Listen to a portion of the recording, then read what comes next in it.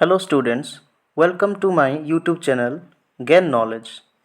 Students, पिछले video में हमने देखा था पॉलिटिक्स क्या है, पॉलिटिकल साइंस क्या है, फादर ऑफ पॉलिटिकल साइंस कौन है और father of modern political science कौन है।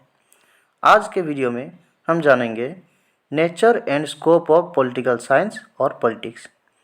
शुरू करने से पहले मैं अपने बारे में एक इन्फॉर्मेशन देना चाहता हूँ। मैं बेसिकली उड़ीसा से हूँ और मेरा हिंदी उतना अच्छा नहीं है। मैं कोशिश करता हूँ बेहतरीन तरीके से आपको पढ़ाने के लिए। उम्मीद करता हूँ जो भी मैं आपको पढ़ाना चाहता हूँ आपको समझ में आता होगा। तो शुरू करते हैं आज की वीडियो। नेचर क्या है? Nature means the quality of something और समवन। नेचर क्या है? ये किसी भी व्यक्ति या किसी भी वस्तु की जो गुण होते हैं, चाहे वो अच्छा गुण हो या बुरा गुण हो, उसको नेचर कहा जाता है। किसी भी व्यक्ति अगर सच बोलता है तो सच बोलना उस व्यक्ति का एक नेचर है। कोई भी व्यक्ति या कोई भी वस्तु कोई भी काम करता है जो उसका गुण है, उसको हम उसकी नेचर कहेंगे। स्कोप क्या है? The extent of the area और subject matter that something deals with और to which it is relevant. इसका मतलब कोई भी सब्जेक्ट मैटर की जो एक्सटेंड एरिया होता है या जिससे वो डील करता है उसको उसकी स्कोप कहा जाता है। सिंपल मायने में ये है कि किसी भी वस्तु का या किसी भी विषय का जो वर्किंग एरिया होता है उसको हम स्कोप कहते हैं। जिस भी फील्ड को वो टच करता है, जिस भी फील्ड से वो जुड़ा हुआ है, उस सारे फील्ड को उसकी स्कोप कहा जाता है। Political science is a social science as well as a master science. जो पॉलिटिकल साइंस है ये एक सामाजिक विज्ञान है और इसको मास्टर साइंस भी कहा जाता है। इसको मास्टर साइंस किसने कहा था? पिछले वीडियो में हमने पढ़ाया है। It touches all the other branches of social science. ये सोशल साइंस के यानी कि सामाजिक विज्ञान की जो अदर शाखाएं हैं उन सारे शाखाओं को ये टच करता है, यानी कि सारे शाखाओं से ये किसी न किसी रूप से जुड़ा हुआ है। It covers a vast area. ये एक बहुत ही बड़ा एरिया को कवर करता है, यानी कि कई सारे फील्ड है जो पॉलिटिकल साइंस से जुड़े हुए हैं। Its nature and scope are hidden in its definition. इसकी जो नेचर और स्कोप है, यानी कि पॉलिटिकल साइंस की जो नेचर है, जो स्कोप है, इसकी डेफिनेशन में ही छुपा हुआ है। चलिए देखते हैं कैसे। हमारा पहला पॉइंट है state and government. State is the central point of political science. ये जो राज्य है पॉलिटिकल साइंस की सेंट्रल पॉइंट है। It's elements are population, territory, sovereignty, government and international recognition. ये जो स्टेट है इसकी जो एलिमेंट्स है क्या क्या है? पॉपुलेशन जनसंख्या, टेरिटरी यानी कि जो बाउंड्री है, सोवरेनिटी सार्वभौमत्व, गवर्नमेंट यानी कि सरकार और international recognition. Government has three organs namely legislature, executive and judiciary. ये जो गवर्नमेंट होता है, गवर्नमेंट की तीन शाखाएं होते हैं। वो क्या है? Legislature, executive and judiciary.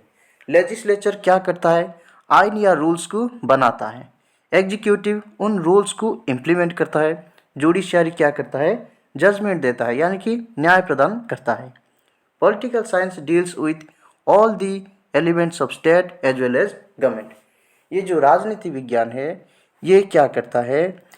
सरकार की सारी शाखाओं पर, यानी कि सरकार की सारी एलिमेंट्स के साथ डील करता है। सारी एलिमेंट्स को ये जुड़ता है और सारी एलिमेंट्स के साथ ये जुड़ा हुआ है। Relationship between individual and state देखते हैं। Political science studies about the relationship between the state and individual. राजनीति विज्ञान क्या करता है? इंडिविजुअल और स्टेट के बीच में जो रिश्ता है उस रिश्ते को ये स्टडी करता है, अध्ययन करता है। कैसे? Individual is the first element of state. जो राज्य होता है इसकी जो पहली एलिमेंट है वो इंडिविजुअल है। Individual depends entirely on the state for its all round development. ये जो इंडिविजुअल है ये क्या करता है? अपनी पूरी विकास के लिए ऑलराउंड डेवलपमेंट के लिए स्टेट के ऊपर डिपेंड करता है। एक इंडिविजुअल एक स्टेट के बिना जी नहीं सकता है। अगर इंडिविजुअल स्टेट के बिना जीता है तो उतना डेवलप इंसान वो नहीं होता है। Hence this relationship comes under the criteria of political science. तो इस वजह से ये जो रिलेशनशिप इंडिविजुअल और स्टेट के बीच में है, ये पॉलिटिकल साइंस की क्राइटेरिया के अंडर आती है। हमारा तीसरा पॉइंट है political theory. A theory is a formal idea that intends to explain something with pre knowledge. Theory क्या है? थ्योरी एक फॉर्मल आइडिया है। थ्योरी बेसिकल एक आइडिया है, एक सोच है जो कि बेस्ड है प्री नॉलेज पर और क्या करने की कोशिश करता है, ये कुछ एक्सप्लेन करने की कोशिश करता है। The study of political science has been started from political theory. ये जो पॉलिटिकल साइंस की स्टडी है ये पॉलिटिकल थ्योरी से शुरू हुआ है। Political theory deals with state, laws, rights etcetera. यानी कि पॉलिटिकल थ्योरी जो होता है वो कई तरह की लॉ होता है, स्टेट से और राइट से, उन सारे चीज़ों के बारे में कुछ ना कुछ बताता है, उन सारे चीज़ों से ये जुड़ा हुआ है। तो बेसिकली थ्योरी क्या है समझते हैं। चलिए, अगर हमें पता है कहीं से धुआं निकल रहा है तो वो उसका वजह है आग। आग होगी तभी तो धुआं निकलेगी। अगर तीन बंदे हैं, तीन दोस्त हैं, कहीं जा रहे हैं, कहीं से धुआं निकलता हुआ उन्हें दिखाई देता है। पहला बंदा बोलता है वहाँ कुछ आग लगी है, इस वजह से वहाँ से धुआं निकल रहा है।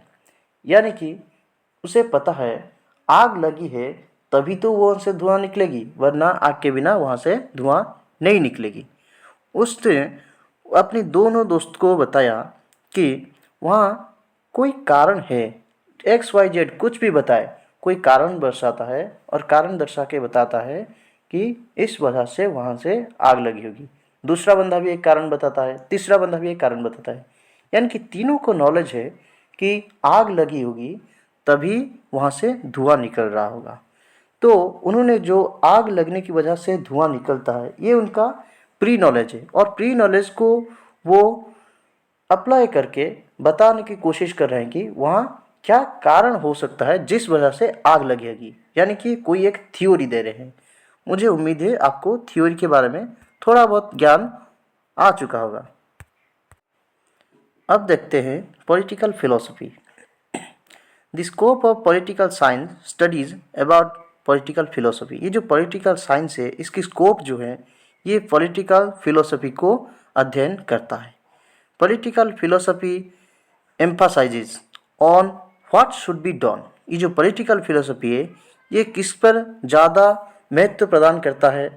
व्हाट शुड बी डन, यानी कि क्या होना चाहिए, ना कि क्या हो रहा है। अगर कुछ भी हो रहा है, अगर वो हमारे कंट्रोल में है तो अच्छी बात है। अगर वो हमारे कंट्रोल में नहीं है तो आगे से क्या किया जाए जिसके वजह से वो सिचुएशन हमारे कंट्रोल में आएगा। ये पॉलिटिकल फिलोसफी, यानी कि सिंपल हम फिलोसफी बोल सकते हैं, जो इम्पोर्टेंस देता है ज़्यादा कि what should be done. All political organisations wish to be led by political philosophy. सारे पॉलिटिकल ऑर्गेनाइजेशन कोशिश करते हैं पॉलिटिकल फिलोसफी से जुड़ने के लिए, यानी कि पॉलिटिकल फिलोसफी से परिचालित होने के लिए। जैसे कि हम एक एग्जाम्पल के दौरान समझता है, अगर घर में कोई बुजुर्ग आदमी है वो हमें कोई सलाह देते हैं कि ऐसा करने पर ये सिचुएशन कंट्रोल में आएगा या फिर ऐसा करने पर ये काम बेहतर तरीके से हो सकता है। वो कैसे बोल रहे हैं, उन्हें कैसे पता है कि ये करना सही होगा या ये करना गलत होगा? क्योंकि उनके पास कई सारे एक्सपीरियंस है जो कि उन्होंने अपने जीवन काल में पाया है। वहाँ से कुछ ना कुछ ज्ञान उन्हें मिला है जिस वजह से वो अनुमान करके ये बता पा रहे हैं कि ये अच्छा है और ये अच्छा नहीं है। यानी कि वो अपने पूरी जीवन की जो अनुभव है उससे एक फिलॉसफी दे रहे हैं। Fifth point, political institutions. Political science studies about political institutions. Political science जो है ये पॉलिटिकल इंस्टीट्यूशन के बारे में अध्ययन करता है। It also studies three important organs, namely legislature, executive and judiciary. और ये क्या करता है, जो तीन इम्पोर्टेंट ऑर्गन है गवर्नमेंट की, यानी कि तीन इम्पोर्टेंट पॉलिटिकल इंस्टीट्यूशंस है जैसे कि लेजिस्लेचर, एग्जीक्यूटिव और जुडिशरी, इनके बारे में भी ये अध्ययन करता है। सिक्स्थ पॉइंट देखते हैं, public administration. Public administration is a very important part of political science. Public administration जो है ये पॉलिटिकल साइंस के एक महत्वपूर्ण हिस्सा है। Though it is linked with the function of government, it is related to political science, क्योंकि ये जो पब्लिक एडमिनिस्ट्रेशन है ये गवर्नमेंट की जो सारे काम होते हैं उससे जुड़ा हुआ है। इस वजह से ये पॉलिटिकल साइंस से भी इनडायरेक्टली हो या डायरेक्टली हो जुड़ा हुआ है, तो ये पॉलिटिकल साइंस की स्कोप के अंदर आता है। इंटरनेशनल लॉ रिलेशन ऑर्गेनाइजेशन, हमें यहाँ समझना पड़ेगा इंटरनेशनल लॉ क्या है, इंटरनेशनल रिलेशन क्या है और इंटरनेशनल ऑर्गेनाइजेशन क्या है। हम इंटरनेशनल लॉ उसको कहेंगे जो लॉ ना कि सिर्फ एक ही देश में, एक ही राष्ट्र के अंदर है, बल्कि ये क्या करता है, दो या उससे ज़्यादा जो स्टेट है यानी कि कंट्री है उनके बीच बनाई गई एक लॉ है। वैसे ही इंटरनेशनल रिलेशन किसको कहेंगे, द रिलेशन बिटवीन और among different states are called international relation. वैसे ही इंटरनेशनल ऑर्गेनाइजेशन किसे कहेंगे, जो ऑर्गेनाइजेशन एक ही देश के साथ जुड़ा हुआ हो या उससे कई सारे देश के साथ जुड़ा हुआ हो, पर वो जो इंस्टीट्यूशन है या फिर वो जो ऑर्गेनाइजेशन है वो ऑर्गेनाइजेशन किसी एक कंट्री के द्वारा परिचालित ना हो। वो ऑर्गेनाइजेशन में बहुत सारे देश होते हैं या दो से ज़्यादा देश होते हैं यानी कि स्टेट होते हैं जो उस ऑर्गेनाइजेशन को कंट्रोल करते हैं, यानी कि उन देशों को मिलाकर वो ऑर्गेनाइजेशन बनाया गया है।